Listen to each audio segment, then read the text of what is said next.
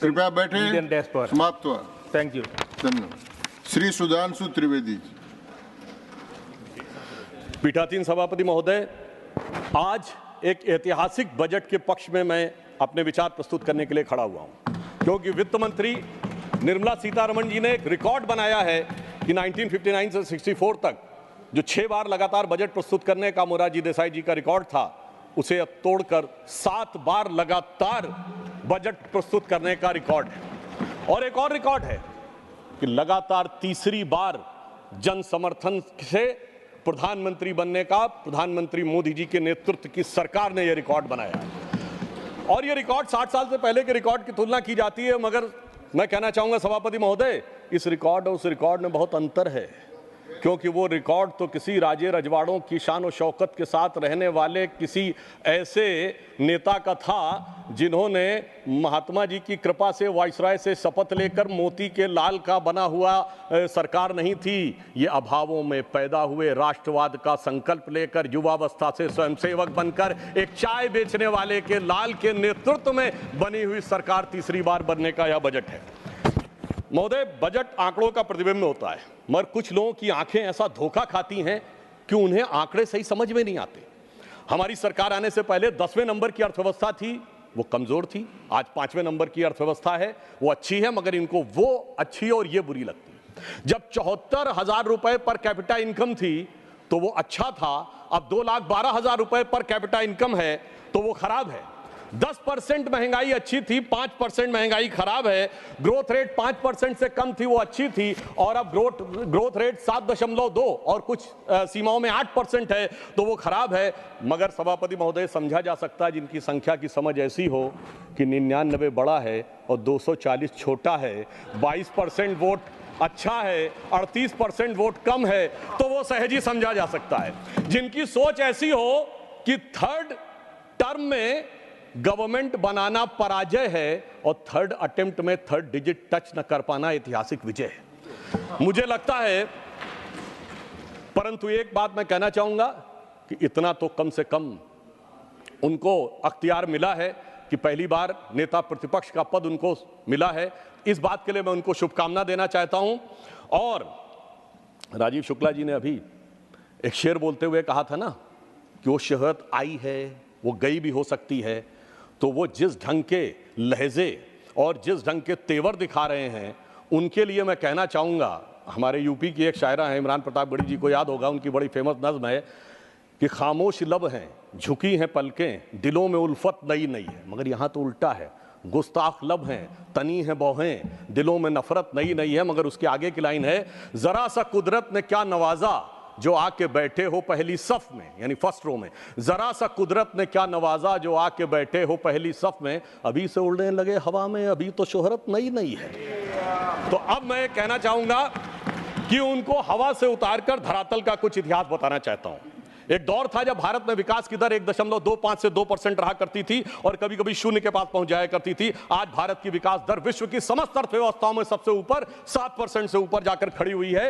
एक दौर था जब वर्ल्ड बैंक और IMF के सामने हम याचक की मुद्रा में खड़े हुए होते थे, और आज स्थिति क्या है कि वर्ल्ड बैंक के प्रेसिडेंट अजय बंगा ने जुलाई 2023 में कहा है, मैं कोट कर रहा हूं, amid global challenges I am more optimistic about India and its economy now that it has been a long time। लंबे समय के बाद भारत की अर्थव्यवस्था के प्रति मैं आशान्वित हूं।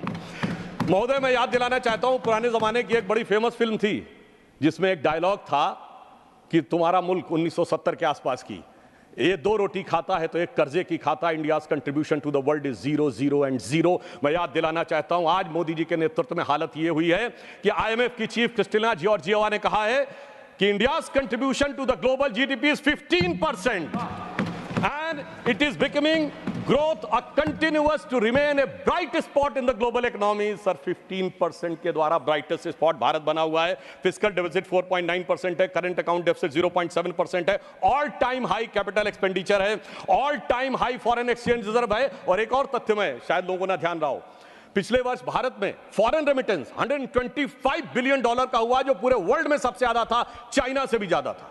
और इसमें महत्वपूर्ण बात क्या है कि सामान्यतः फॉरेन रेमिटेंस हमारे यहाँ मिडिल ईस्ट के कंट्रीज से हुआ करता था, जहां हम किसी को छोटा और बड़ा नहीं कहते, पर जहां कहा जाता था सामान्य औसत दर्जे के काम करते थे। पर इस बार 36% जो ग्लोबल रेमिटेंस है वो डेवलप्ड इकोनॉमी यानी अमेरिका, यूरोप और सिंगापुर से आया, जो दर्शाता है कि भारत की मेधा किस सीमा तक जाकर विश्व में पहुंचकर प्रभावी होना शुरू हो गई है।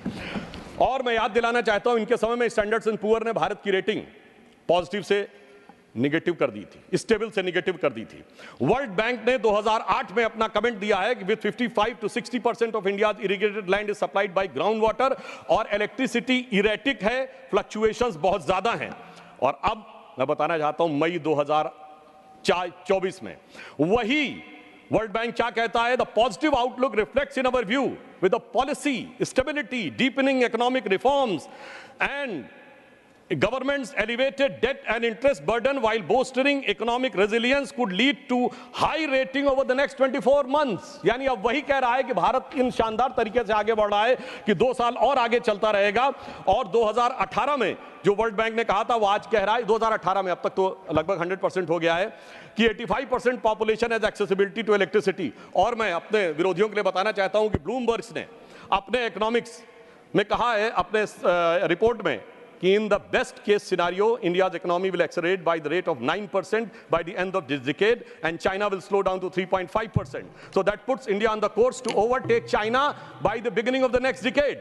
और उन्होंने कहा कि world's biggest economic growth driver India बन सकता है आफ्टर 2029, और हमें पूर्ण विश्वास है कि मोदी जी के नेतृत्व में 2029 से हम पहले बन के दिखाएंगे। और उन्होंने यह भी कहा, in the most pessimistic scenario if India grows bye 6.5% by 2037 India will be able to overtake China। मगर महोदय मैं ये बताना चाहता हूं, इन द पेसिमिस्टिक सिनेरियो, यानी अधिक निराशाजनक ढंग से भी सोचें तो 2036-37 में आगे हो जाएंगे। मगर महोदय ये बात कैसे उन लोगों को समझ में आएगी जो लोग, वित्त मंत्री महोदया ने चुनाव से पहले, बजट से पहले एक रस्म होती है जो हमेशा से एक परंपरा थी हलवा बनाने की, उसके ऊपर भी लोग कमेंट कर रहे हैं। कहा जा रहा है कि इसमें SC ST और OBC कहां पे हैं। वैसे तो हमारे शायद वित्त राज्य मंत्री उन्हें दिखाई नहीं पड़े, मगर मैं पूछना चाहता हूं, ये वो लोग पूछ रहे हैं सभापति महोदय जो 60 साल से खाते रहे हलवा और जनता को खिलाते रहे बलुआ। मैं पूछना चाहता हूं महोदय OBC की बात करने वालों से कि 53 में काका कालेलकर कमेटी बनी, 55 में रिपोर्ट आई और 55 से 77 तक 22 साल OBC खाता रहा बलुआ और ये खाते रहे हलवा। 1980 में मंडल कमीशन की रिपोर्ट आई, इंदिरा जी और राजीव जी की सरकारें आई, 10 साल तक OBC खाता रहा बलुआ और ये खाते रहे हलवा। जिन्होंने 4-4 पीढ़ियों तक खाया है हलवा, वो आज हमसे आके पूछ रहे हैं, वो तो मोदी जी जब आए तो OBC कमीशन को संवैधानिक दर्जा मिला, अन्यथा मैं हलवा और बलुआ वालों से पूछना चाहता हूं, बताएं 2014 में इनकी कैबिनेट में कितने OBC मिनिस्टर थे? 3 के भी नाम अगर बता दें तो ये दर्शाता है, मगर दर्शाने में कोई बहुत बड़ी समस्या भी नहीं है। आपको ध्यान हो, उनके लिए ये बजट एक चक्रव्यूह की तरह हो गया है। वो कहते हैं चक्रव्यूह और पद्मव्यूह समान है। पद्म मतलब लोटस यानी कमल, मगर महोदय मैं आपको बता देना चाहता हूं, आपके माध्यम से पूरे देश को बता देना चाहता हूं, उनकी ज्ञान के ऊपर महोदय पद्मव्यूह चक्रव्यूह अलग है। प्राचीन भारत में पद्म व्यू है, चक्र व्यू है, गरुड़ व्यू है, क्रौंच व्यू है, चंद्र व्यू है, मकर व्यू है, त्रिशूल व्यू है, 36 प्रकार के व्यू हैं। मगर क्या करें, जिनको व्यू नजर आता हो उनके लिए हर चीज में उनको भारतीय जनता पार्टी और कमल के ऊपर आपत्ति नजर आती। तो मैं ये भी कहना चाहता हूं सभापति महोदय, हम सब चाहते हैं इस देश में समृद्धि आए, बजट इसीलिए लाया जाता है, यानी मां लक्ष्मी की कृपा रहे, और हम सब चाहते हैं देश में प्रबुद्धता आए, मां सरस्वती की कृपा रहे। और मां सरस्वती भी कमल पर विराजती हैं और मां लक्ष्मी भी कमल पर ही विराजती हैं। जितना कमल खिला रहेगा उतना इस देश में समृद्धि का मार्ग प्रशस्त रहेगा। अब मैं आगे भी बताना चाहता हूं, आज एम्प्लॉयमेंट लिंक स्कीम आई तो कोई कहते हैं कि हम अचानक एम्प्लॉयमेंट लिंक स्कीम आए, ऐसा नहीं था। प्रधानमंत्री जब 2014 में प्रधानमंत्री बने, उन्होंने शुरू से देखिए स्टेप बाय स्टेप, उन्होंने पहले जनधन अकाउंट खोले। लोगों ने कहा पैसा कहां से आएगा, उन्होंने कहा I am having in the mind, तुम खाते खोलो। डीबीटी डायरेक्ट बेनिफिट ट्रांसफर आया, उसके बाद मुद्रा स्कीम आई, उसके बाद प्रोडक्ट लिंक इक्विटी स्कीम आई। अरे पहले प्रोडक्ट बनेगा, फिर विश्वकर्मा स्कीम आई, फिर आप देखिए आज एम्प्लॉय लिंक्ड स्कीम आई है। जैसे जैसे हमारी समृद्धि बढ़ी, हमने जनता को श्रेय दिया। पहले 6,000 रुपए किसान सम्मान निधि थी, अब इस बजट में 12,000 की। पहले 10 लाख रुपए तक की मुद्रा योजना थी, अब 20 लाख की। और महोदय, इनका हथियार है भ्रम और भय, हमारा है विकास और विश्वास। मैं याद दिलाना चाहता हूं कि इन लोगों ने मात्र 1.5 साल पहले इस बात का प्रबल प्रचार किया था कि SBI बर्बाद हो गया, LIC बर्बाद हो गया, HAL बर्बाद हो गया।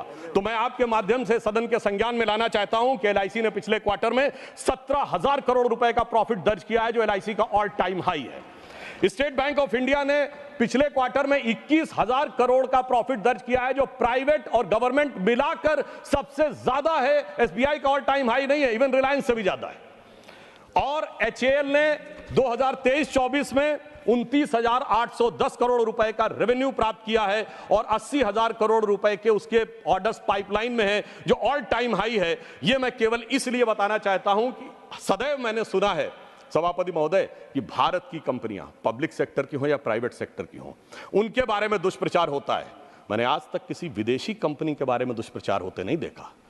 मैं उसके बारे में विस्तार से नहीं जाना चाहता, उनके लोगों की कैसे कैसे मदद की जाती है, परंतु मैं इतना जरूर कह देना चाहता हूं, आज ये नजारा इतना बदला है कि आप सोचिए कि हम 5वीं बड़ी अर्थव्यवस्था जिस ब्रिटेन को ओवरटेक करके बने हैं, आज ब्रिटेन में इच्छा ज्यादा है कि भारत से फ्री ट्रेड एग्रीमेंट हो। हम लोगों के बचपन में सभापति महोदय, कल्पना नहीं की जा सकती थी कि ब्रिटेन की इच्छा ज्यादा होगी, वहां इस बात के लालसा अधिक है कि भारत का वो हो। परंतु मैं एक और बात कहना चाहता हूं, हमारे विरोधी कहते हैं कि डॉलर के प्रति कीमत कम हो गई। मुझे लगता पता नहीं वो किस जमाने में जी रहे हैं। वो दिन गए जब डॉलर वर्ल्ड की हार्ड करेंसी हुआ करता था। मैं कोट करना चाहता हूं, अब धीरे धीरे वो स्तर डॉलर का हट रहा है। इसी वर्ष मई 7 को IMF की फर्स्ट डिप्टी मैनेजिंग डायरेक्टर ने कहा है, उनका लंबा स्टेटमेंट नहीं, अंतिम का वाक्य बताना चाहता हूं, in sum the international monetary and the reserve system continues to evolve.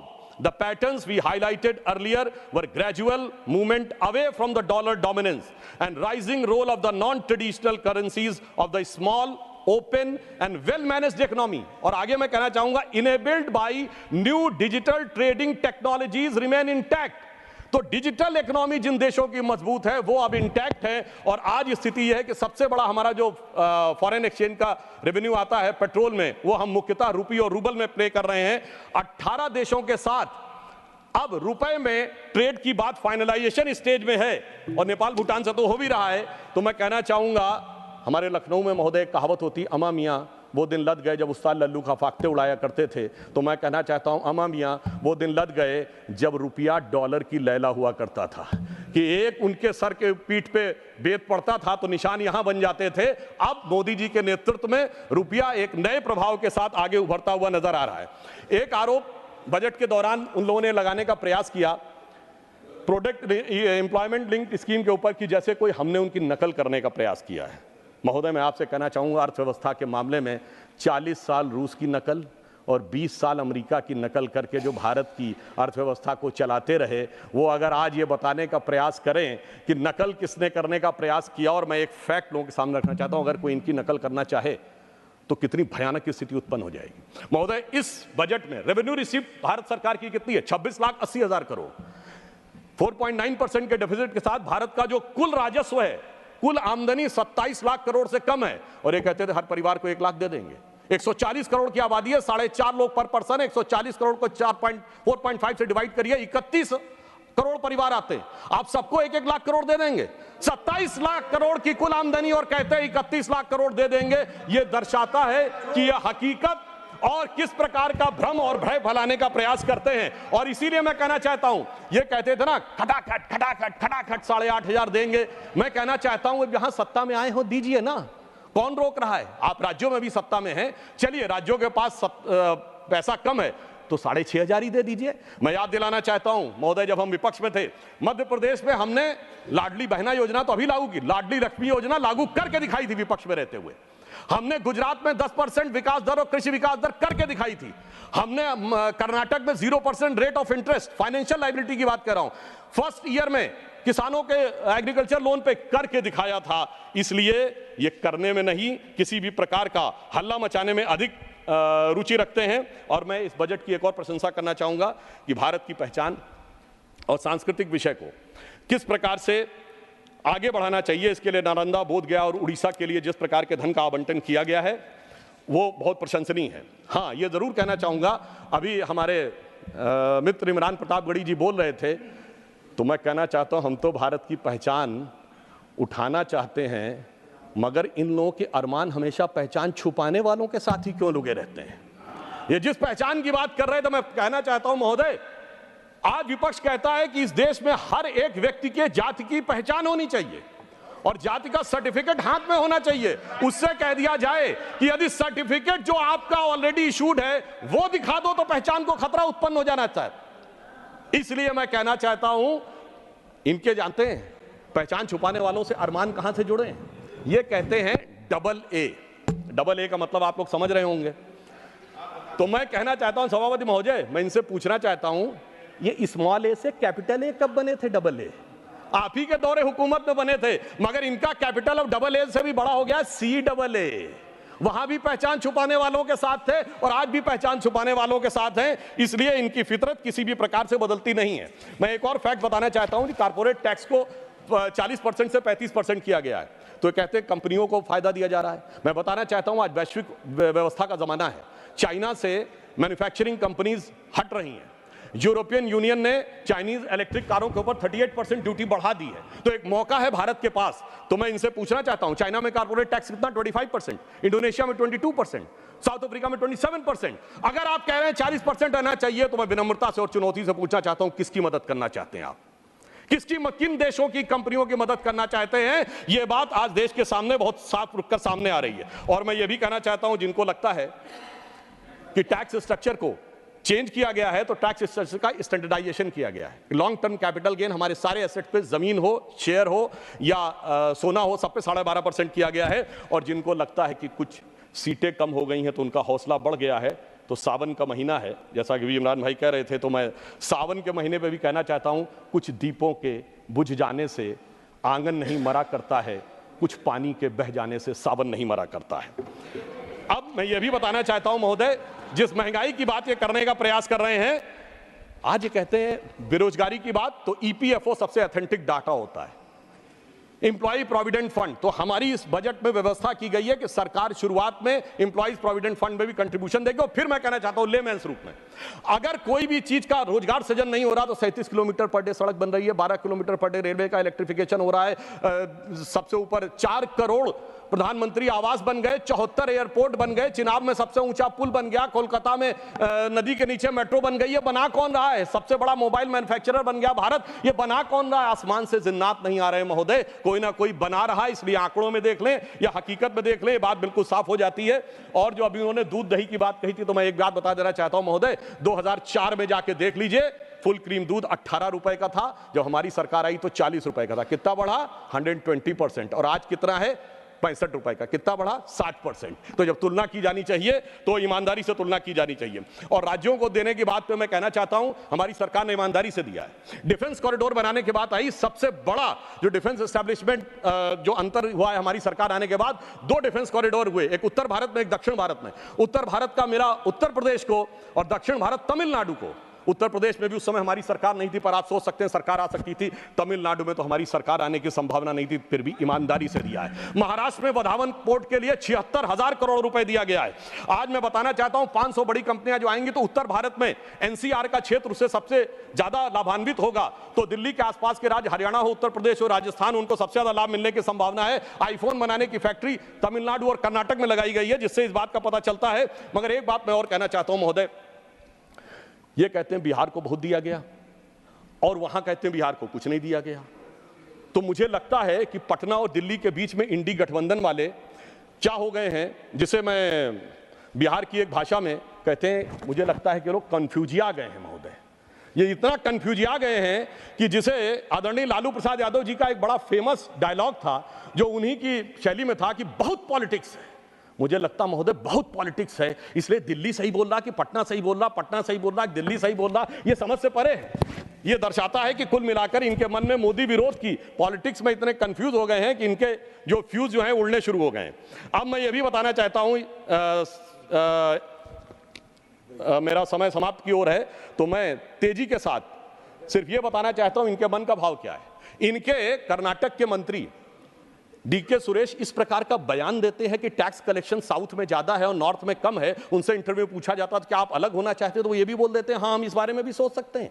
इस प्रकार की विघटनकारी सोच। और अभी किसानों की बात कर रहे थे, 1200 किसानों ने आत्महत्या की है कर्नाटक में, और इसके बाद वहां के उप मुख्यमंत्री कहते हैं कि यह तो निजी कारणों से हुई है। यह संवेदनशीलता है किसानों के प्रति।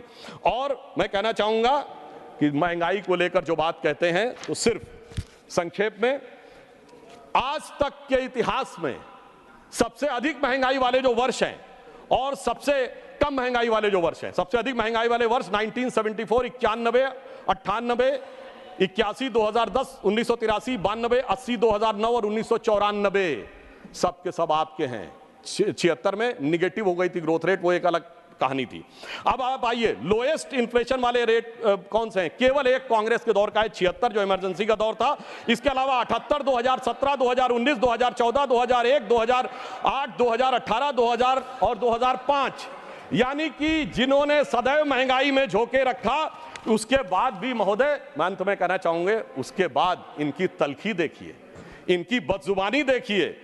तो इन्होंने हिसाब किताब की बात कही थी, तो मैं सिर्फ ये कहना चाहूंगा अंत में इनके लिए कि लहजे में बदजुबानी और चेहरे पे नकाब लिए फिरते हैं। लहजे में बदजुबानी, चेहरे पे नकाब लिए फिरते हैं। जिनके खुद के बही खाते बेहिसाब बिगड़े हैं, वही हमसे सारा हिसाब लिए फिरते हैं। धन्यवाद, धन्यवाद, बहुत बहुत धन्यवाद।